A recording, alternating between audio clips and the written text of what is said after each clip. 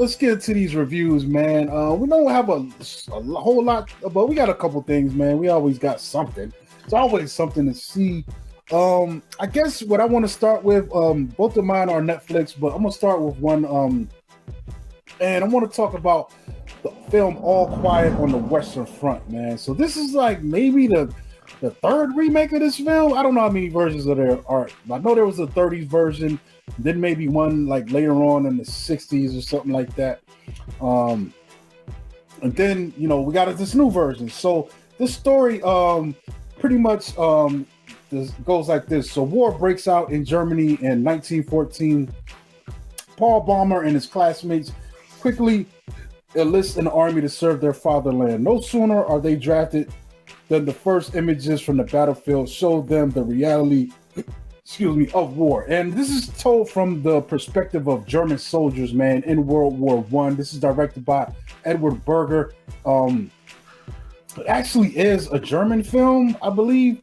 So that's kind of interesting. It's fully in German language. But what's interesting about it, I did watch it with the dub just because I just didn't feel like reading. Yeah. But I will say this, man, the dub is really good, dude. I mean, other than the mouth movements, it's actually pretty well voice acted, man. You know what I'm saying? It doesn't feel, you know, like some of these dub films do, but this thing was really great, man. It's a really intense. I feel like this is not the film that's going to have people wanting to join the army and be a hero. Like, this is the total opposite of that, man, because that's kind of what the point of this film is. You know, we got these young guys, as I'm watching the trailer in the background, and they join up, you know, as this conflict breaks out to try to go and be heroes, man. But like the description said, man, it doesn't take long for them to see, like, nah, bro, this ain't fun. This is horrible. And it's also some of the nastiest kind of fighting, man. I think we got a little bit of taste of it. Like World War I and World War II were vastly different, and it just sucked because I think World War I, you had that element of the trench warfare, man, and that shit was just nasty, dirty, filthy, disgusting, gory, and just, man, it's a horrible thing, man. If you're in the middle of this, I just can't imagine, you know, these guys being here and not knowing at any minute you're going to get hit by a shell. You know, you're also sleeping and living with rats, man.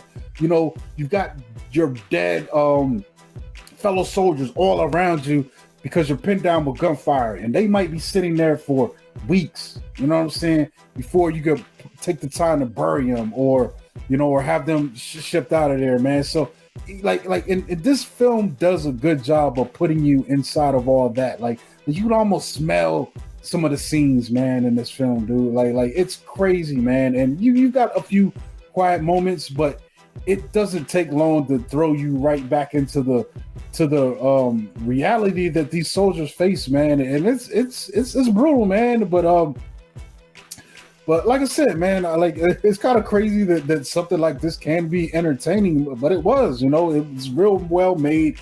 And I think for a film like that, the best thing it can do is deliver that message that we want to probably avoid war at all costs, man, if we can, man, you know, whatever it takes, man, because the cost of this, just on the personal level, man, even the soldiers that survived it, and you're like, did they really survive? Or are they, because a lot of, man, we know a lot about this stuff now than we knew back then, and everything, yeah.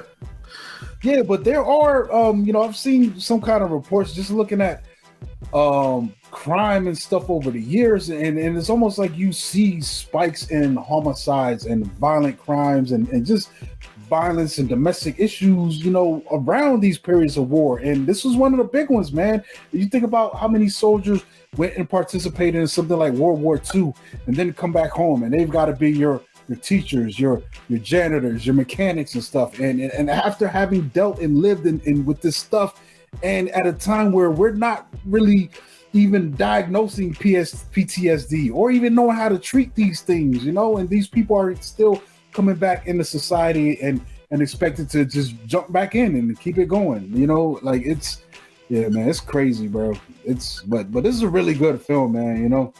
I definitely would recommend you check it out. I can't think of any major cast members in this that stood out because, like I said, these are mostly foreign actors, but our main guy is played by Felix Kammermer. Then we got a Daniel Bro, who's also Matthias Esberger.